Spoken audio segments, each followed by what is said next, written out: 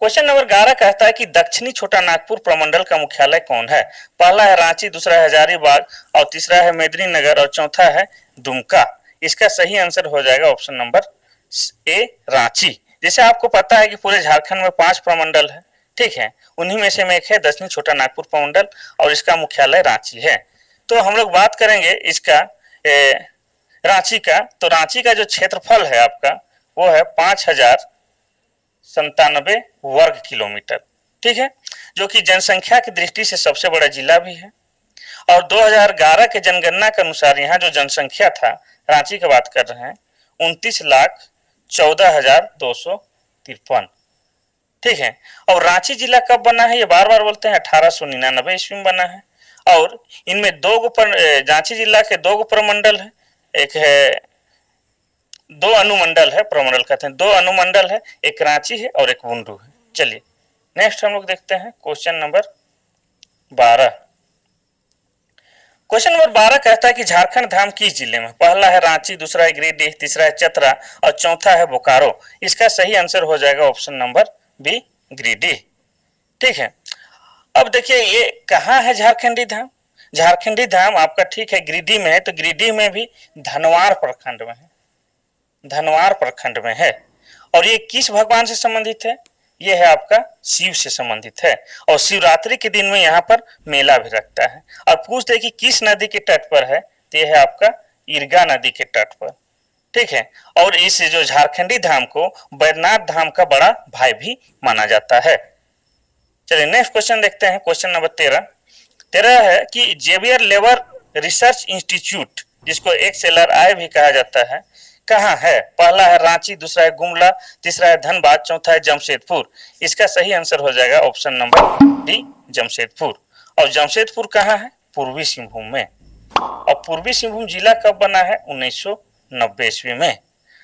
अब यहाँ बात किया जाए Xavier labour research institute XLRI का, तो इसका स्थापना हुआ है 1955 ईस्वी में। इसका स्थापना कौन किया है? इसका स्थापना किया गया है सोसाइटी ऑफ जीसस के द्वारा किया गया है। अब इसमें होता क्या है? इसमें होता है ये जो मैनेजमेंट वाला पढ़ाई होता है, और इसे भारत का सबसे बड़ा और सबसे पुराना मैनेजमेंट स्कूल भी कहा जाता है। नेक्स्ट क्वेश्चन है क्वेश्चन नंबर 14।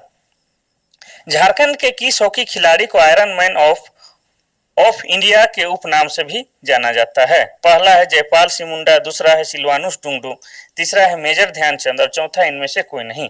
इसका सही आंसर हो जाएगा ऑप्शन नंबर बी सिलवानुस टुंगडू। यहाँ आंसर छूट गया है डुंगडुंग। अब ये कौन समय खेल रहे थे उसको भी थोड़ा सा जान लेते हैं, इनके बारे में जान लेते हैं।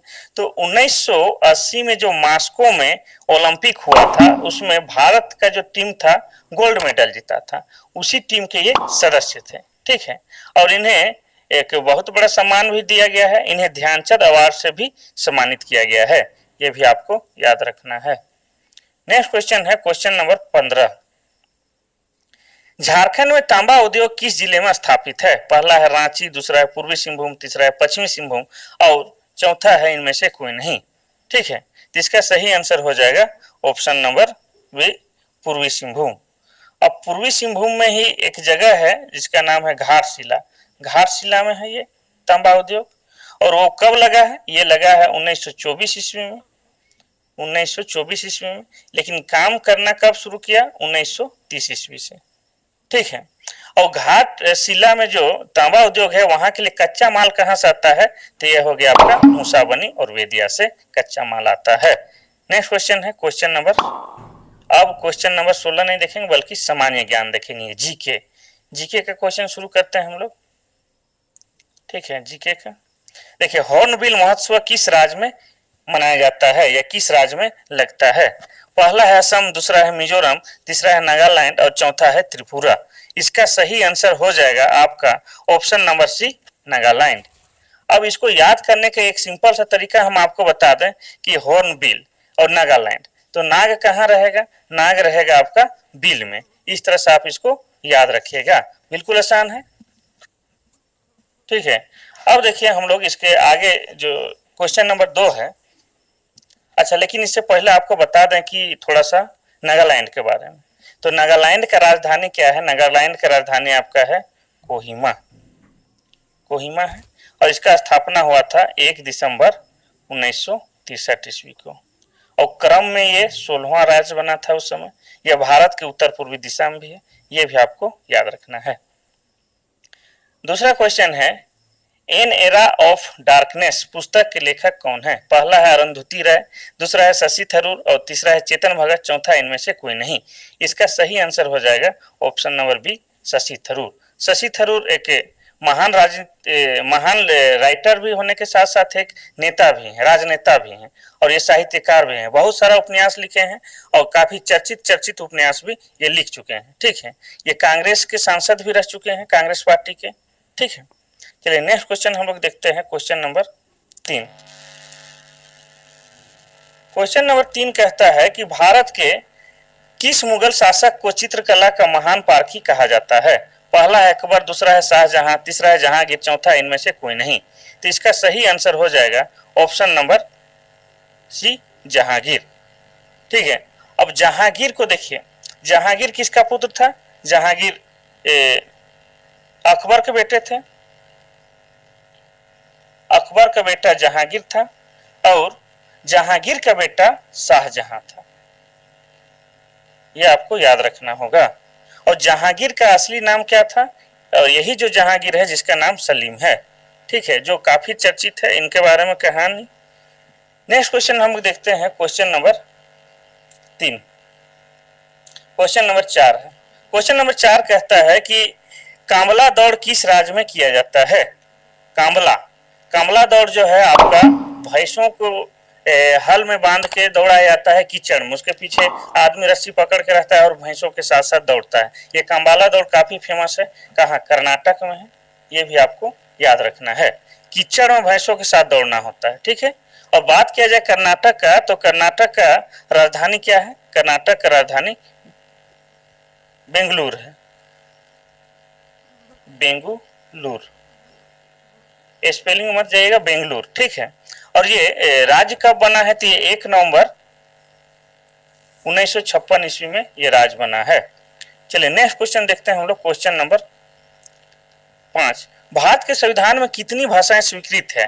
पहला है 10, दूसरा है 12, तीसरा है 22 और चौथा है 32। इसका सही आंसर हो जाएगा ऑप्शन नंबर सी, 22। झारखंड के 8वीं अनुसूची में 22 भाषा का जिक्र किया गया है। ठीक है, और पहला जो मूल सूची था या मूल संविधान था, मूल संविधान में सिर्फ 14 भाषा का जिक्र था। बाद में शामिल किया गया है 8 भाषा और हो गया है वर्तमान में 22 भाषा। चलिए नेक्स्ट क्वेश्चन देखते हैं, क्वेश्चन नंबर 6। क्वेश्चन नंबर 6 कहता है कि पंजाबी भाषा किस लिपि में लिखी जाती है? पहला है देवनागरी, दूसरा है गुरुमुखी, तीसरा है रोमन और चौथा है सिंधी। इसका सही आंसर हो जाएगा option number B, Gurmukhi. Gurmukhi में लिखा जाता है। और जैसे आपको पता है कि देवनागरी हिंदी में लिखा जाता है और अंग्रेजी को रोमन में लिखा जाता है। ठीक है, और बात यहाँ आया है पंजाब का, तो पंजाब का जो राजधानी है चंडीगढ़ है और पंजाब में ही, पंजाब का अमृतसर में स्वर्ण मंदिर है। ये भी आपको याद रखना है। चलिए नेक्स्ट क्वेश्चन देखते हैं, क्वेश्चन नंबर 7। क्वेश्चन नंबर 7 कहता है कि भारत के प्रथम नोबेल पुरस्कार विजेता कौन थे? पहला है अमर्त्य सेन, दूसरा है हरगोविंद खुराना, तीसरा है रविंद्रनाथ टैगोर और चौथा है सीवी रमन। ठीक है, इसका सही आंसर हो जाएगा option number C, Rabindranath Tagore. और इन्हें कब मिला था? 1913 ईस्वी में। और किस लिए मिला था? इनको साहित्य के क्षेत्र में मिला था, क्योंकि इनकी एक पुस्तक थी गीतांजलि, जिसमें कविताओं का संग्रह था। उनके लिए इन्हें मिला है भारत में सबसे पहले नोबेल पुरस्कार। चलिए नेक्स्ट क्वेश्चन देखते हैं, क्वेश्चन नंबर 8। हमारा राष्ट्रीय गीत वंदे मातरम कहाँ से लिया गया है? पहला है गोदान, दूसरा है चित्रा और तीसरा है डाकघर और चौथा है आनंद मठ। तो ये आपका लिया गया है आनंद मठ से। आनंद मठ एक किताब है, उसी से लिया गया है वंदे मातरम। ये आनंद मठ को लिखा कौन है? तो आनंद मठ को लिखा है बंकिम चंद्र चटर्जी। बंकिम चंद्र चटर्जी। ठीक है, इतना याद रखना है। नेक्स्ट जो क्वेश्चन है, क्वेश्चन नंबर 9। लेप्चा तथा भूटिया जनजाति का निवास क्षेत्र या निवास स्थान कहाँ है? पहला है सिक्किम, दूसरा है मेघालय, तीसरा है मिजोरम और चौथा है नागालैंड। इसका सही आंसर हो जाएगा ऑप्शन नंबर ए, सिक्किम। अब सिक्किम की राजधानी की बात किया जाए तो वो है गैंगटोक है। और वर्तमान में सिक्किम में जो मुख्यमंत्री साहब हैं वो है प्रेम सिंह तमांग, प्रेम सिंह तमांग है। ठीक है, चलिए नेक्स्ट क्वेश्चन देखते हैं, क्वेश्चन नंबर 10। फूलों की घाटी कहाँ स्थित है? पहला है केरल, दूसरा है हिमाचल प्रदेश और तीसरा है उत्तराखंड और चौथा इनमें से कोई नहीं। इसका सही आंसर हो जाएगा ऑप्शन नंबर सी, उत्तराखंड में फूलों की घाटी है जो काफी प्रसिद्ध है। ठीक है, और बात यहाँ है उत्तराखंड, तो उत्तराखंड की राजधानी क्या है? देहरादून। और यहाँ का सीएम की बात किया जाए तो सीएम है पुष्कर सिंह धामी। और बात किया जाए ये उत्तराखंड का, तो उत्तराखंड राज्य कब बना है? ये बना है 1 नवंबर 2000 ईस्वी को। और क्रम के हिसाब से बात किया जाए तो ये 27वां क्रम था और इसी के बाद 28वां क्रम में अपना झारखंड बना था 15 नवंबर को। ठीक है, 2000 में 3 नए राज्य बने थे, आपका छत्तीसगढ़ भी बना था, ये उत्तराखंड भी बना है और झारखंड भी बना है। चलिए नेक्स्ट क्वेश्चन देखते हैं, क्वेश्चन नंबर 11। कार्ल मार्क्स किस देश के निवासी थे? पहला है फ्रांस, दूसरा है ब्रिटेन, तीसरा है जर्मनी, चौथा इनमें से कोई नहीं। इसका सही आंसर हो जाएगा ऑप्शन नंबर सी, जर्मनी। और जर्मनी की राजधानी बर्लिन है, ये आपको पता होना चाहिए। अब बात करते हैं कार्ल मार्क्स की, तो कार्ल मार्क्स की जो एक बहुचर्चित पुस्तक है उसका नाम है दास कैपिटल, दास कैपिटल। ठीक है, ये आपको याद रखना होगा। और ये जो कार्ल मार्क्स साहब हैं ये साम्यवादी अवधारणा के प्रतिपादक थे, ये भी आपको याद रखना होगा। क्वेश्चन नंबर 12 है, क्वेश्चन नंबर 12 है कि महावीर का जन्म किस राज घराने में हुआ था? पहला है क्षत्रिय, दूसरा है शाक्य गणराज और तीसरा है लिच्छवी और चौथा है इनमें से कोई नहीं। इसका सही आंसर हो जाएगा ऑप्शन नंबर ए, क्षत्रिय। क्षत्रिय वंश में या क्षत्रिय कुल में महावीर जी का जन्म हुआ था। ठीक है, अब इनके बारे में थोड़ा सा जान लेते हैं कि कब जन्म हुआ था। तो इनका जन्म हुआ था 540 ईसा पूर्व में, ईस्वी में नहीं, ईसा पूर्व में। कहाँ हुआ था? कुंड ग्राम में। और इनके पिता का नाम सिद्धार्थ था और माता इनकी थी लिच्छवी की राजकुमारी त्रिशला थी। ठीक है, और इनकी मृत्यु हुई थी 468 ईसा पूर्व में, कहाँ? पावापुरी में हुआ था। ठीक है, नेक्स्ट क्वेश्चन देखते हैं, क्वेश्चन नंबर 13। क्वेश्चन नंबर 13 कहता है कि बुद्ध किस वंश से संबंधित थे? यहाँ गौतम बुद्ध का बात हो रहा है। पहला है शाक्य, दूसरा है मौर्य, तीसरा है क्षत्रिय, चौथा है इनमें से कोई नहीं। तो इसका सही आंसर हो जाएगा ऑप्शन नंबर ए, शाक्य वंश से ये संबंधित थे। अब बुद्ध के बारे में जानते हैं, तो बुद्ध का जन्म कब हुआ है? इनका जन्म हुआ है 563 ईसा पूर्व में, दोनों ईसा पूर्व वाले हैं। ठीक है, कहाँ हुआ था? लुम्बिनी में हुआ था। और इनकी मृत्यु हुई है 483 ईसा पूर्व में, कुशीनगर में। ये भी आपको याद रखना है। नेक्स्ट क्वेश्चन हम लोग देखते हैं, क्वेश्चन नंबर 14। अमृत बाजार पत्रिका का स्थापना किसने की थी? पहला है गिरीश चंद्र बोस, दूसरा है हरिश्चंद्र मुखर्जी, तीसरा है शिशिर कुमार घोष और चौथा है इनमें से कोई नहीं। इसका सही आंसर हो जाएगा ऑप्शन नंबर सी, शिशिर कुमार घोष। ये काफी चर्चित पत्रिका था अमृत बाजार। ठीक है, इसीलिए इसको आपको याद रखना ही होगा। नेक्स्ट क्वेश्चन हम लोग देखते हैं, क्वेश्चन नंबर 15। क्वेश्चन नंबर 15 कहता है कि दरभंगा महल किस प्रदेश में? पहला है मध्य प्रदेश, दूसरा है उत्तर प्रदेश, तीसरा है बिहार और चौथा है उड़ीसा। इसका सही आंसर हो जाएगा option number B, Uttar Pradesh. Uttar Pradesh में दरभंगा महल है। ठीक है, अब इनके बारे में थोड़ा सा जान लेते हैं कि उत्तर प्रदेश का जो राजधानी है वो लखनऊ है। और यहाँ सीएम की बात किया जाए तो यहाँ सीएम है योगी आदित्यनाथ। और योगी आदित्यनाथ जो हैं ये भाजपा पार्टी से हैं, ये भी जानना है। और उत्तर प्रदेश में ही ताजमहल है, क्योंकि उत्तर प्रदेश राज्य में ही आगरा है और आगरा में ही ताजमहल है। ठीक है, चलिए नेक्स्ट क्वेश्चन देखते हैं, क्वेश्चन नंबर, अब देखेंगे सामान्य विज्ञान। विज्ञान का क्वेश्चन मोस्ट इंपोर्टेंट वाला है, ध्यान से देखिएगा। विज्ञान का क्वेश्चन मोस्ट इंपोर्टेंट वाला है, ध्यान से देखिएगा। ठीक है, थोड़ा सा क्वेश्चन आगे पीछे हो गया, तुरंत कर लेते हैं, थोड़ा सा बने रहिए, 1 मिनट, तुरंत आ जाएगा। आ ही गया। चलिए, सामान्य विज्ञान से है कि दही का जमना कौन सी प्रतिक्रिया है? पहला है रासायनिक प्रतिक्रिया, दूसरा है भौतिक प्रतिक्रिया या भौतिक क्रिया और तीसरा है ए और बी दोनों और चौथा इनमें से कोई नहीं। इसका सही आंसर हो जाएगा ऑप्शन नंबर ए, रासायनिक क्रिया। एक ना एक क्वेश्चन क्रिया से पूछेगा है कि रासायनिक क्रिया या भौतिक क्रिया, इससे पूछेगा है। तो दही के जमना क्या है? रासायनिक क्रिया है। देखिए, दही में जीवाणु का बात पूछेगा तो क्या हो जाएगा? लैक्टोबैसिलस। और दूध की शुद्धता लैक्टोमीटर। ठीक है, यानी कि लैक्टो शब्द आना ही आना है दूध वाला से, हम कल का वीडियो में बताया था। ठीक है, चलिए नेक्स्ट क्वेश्चन देखते हैं, क्वेश्चन नंबर 2। ये साइंस का क्वेश्चन है और मोस्ट इंपोर्टेंट वाला है। गोपाल गैस त्रासदी इनमें से किसके रिसाव के कारण हुई थी? पहला है मिथाइल आइसोसाइनेट, दूसरा है कार्बन मोनोऑक्साइड, तीसरा है नाइट्रिक ऑक्साइड और चौथा है सल्फर डाइऑक्साइड। तो इसका सही आंसर हो जाएगा option number A, methyl isocyanate. तो देखिए 3 दिसंबर 1984 का घटना है। ठीक है, उसमें लगभग 40 टन गैस का रिसाव हो गया था, उसमें सैकड़ों व्यक्ति मारे गए थे। उसका असर आज भी दिखता है, इतना खतरनाक ये त्रासदी था। ठीक है, इसीलिए इससे क्वेश्चन पूछता है।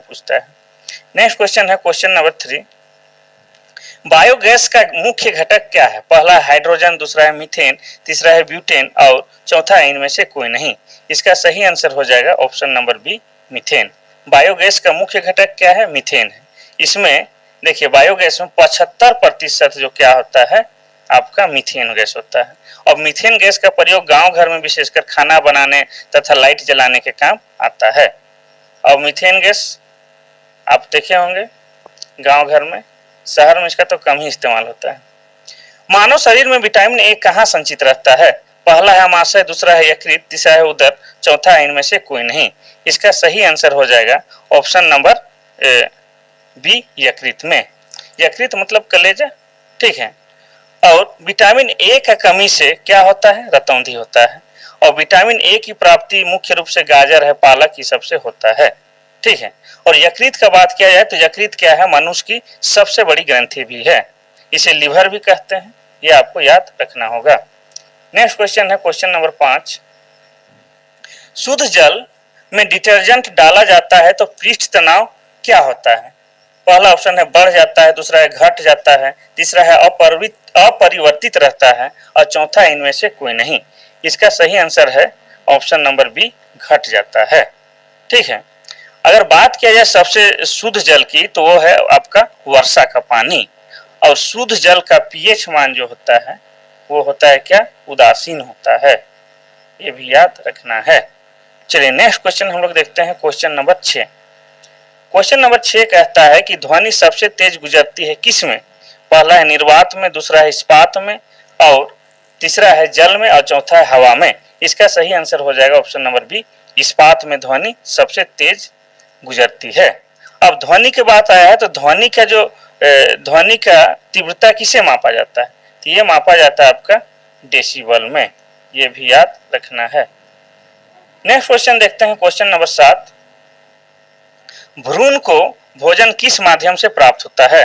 पहला है माता की धमनियों से, दूसरा है गर्भाशय द्वारा, तीसरा है गर्भनाल द्वारा और चौथा इनमें से कोई नहीं। अच्छा, भ्रूण किसे कहेंगे वो थोड़ा सा आपको समझा देते हैं। ठीक है, तो जब निषेचन होता है तो महिला का जो अंडाणु होता है और पुरुष का शुक्राणु वो जब मिलते हैं, ठीक है, तो युग्मक कहलाता है। और युग्मक जब थोड़ा सा बड़ा हो जाता है तो वह भ्रूण कहलाता है। यानी कि यही भ्रूण जब बड़ा होता है तो शिशु बनता है और शिशु के रूप में बच्चा पैदा लेता है। ठीक है, तो यही जो भ्रूण है यानी कि शिशु मान लिया जाए पेट में बच्चा, उसको खाना कैसे मिलता है यही पूछ रहा है।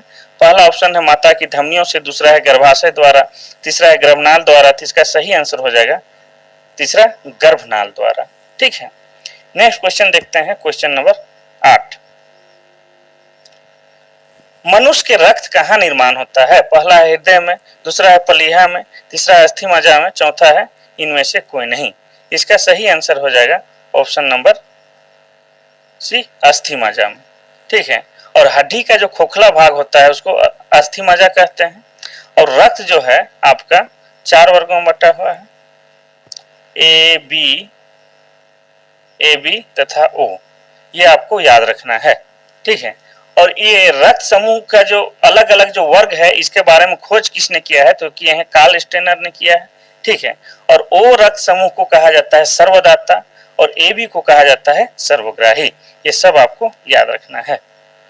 नेक्स्ट क्वेश्चन है क्वेश्चन नंबर 9। मानव आंख के रेटिना पर प्रतिबिंब बनता है। पहला है वास्तविक और उल्टा, दूसरा है वास्तविक और सीधा, तीसरा है आभासी और उल्टा, चौथा है आभासी और सीधा। इसका सही आंसर हो जाएगा ऑप्शन नंबर ए, वास्तविक और उल्टा। ठीक है, नेक्स्ट क्वेश्चन है क्वेश्चन नंबर 10। क्वेश्चन नंबर 10 कहता है कि किस गुणधर्म के कारण पानी से भरे बर्तन में डूबी हुई छड़ मुड़ी हुई दिखाई देती है। पहला है परावर्तन, दूसरा है अपवर्तन, तीसरा है विवर्तन और चौथा इनमें से कोई नहीं। इसका सही आंसर हो जाएगा ऑप्शन नंबर बी, अपवर्तन। ठीक है, नेक्स्ट क्वेश्चन हम लोग देखते हैं क्वेश्चन नंबर 11। क्वेश्चन नंबर 11 कहता है कि जल का रासायनिक सूत्र क्या है। पहला है OH, दूसरा है H2O और तीसरा है H2O2 और चौथा इनमें से कोई नहीं। इसका सही आंसर हो जाएगा ऑप्शन नंबर बी, H2O। लेकिन H2O इस तरह से लिखा जाता है। ठीक है, और यहाँ पर अगर आपको पूछ देता कि खाने का सोडे का रासायनिक सूत्र क्या है तो उसका हो जाता है NaHCO3 और पूछ देता नमक का रासायनिक सूत्र क्या है तो NaCl। ये सब याद रखना है आपको, एगो सूत्र पूछता है चाहे पेरिस प्लास्टर का हो या किसी का। नेक्स्ट क्वेश्चन है निकट दृष्टि दोष को दूर किया जा सकता है।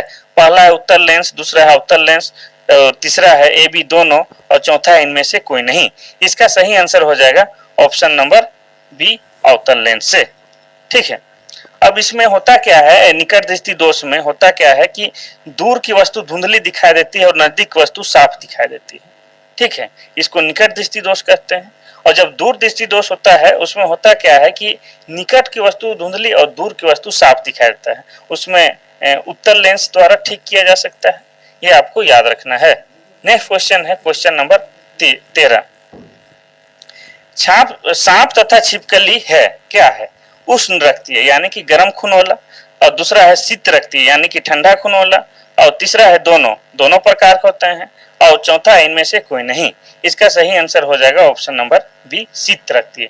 यानी कि सांप और छिपकली का जो खून होता है वो ठंडा होता है, इसलिए जब मनुष्य के शरीर या हाथ पैर में कहीं भी टच होता है तो अचानक से महसूस होता है, क्या कि उसमें ठंडा है, वो जब भी सटता है तो एकदम ठंडा सा अजीब टाइप महसूस होता है।